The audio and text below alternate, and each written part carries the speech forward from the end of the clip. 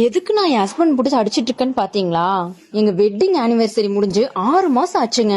ஒரு gift கூட வாங்கி தரல அவரு.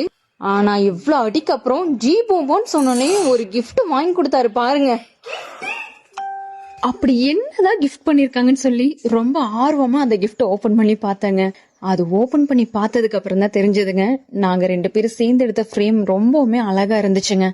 அதுலயும் அவங்க 10 ருபீஸ் ஒரிஜினல் நோட் அட்டாச் பண்ணியிருந்தாங்க. எனக்கு ரொம்பவுமே ஷாக்கா இருந்துச்சு.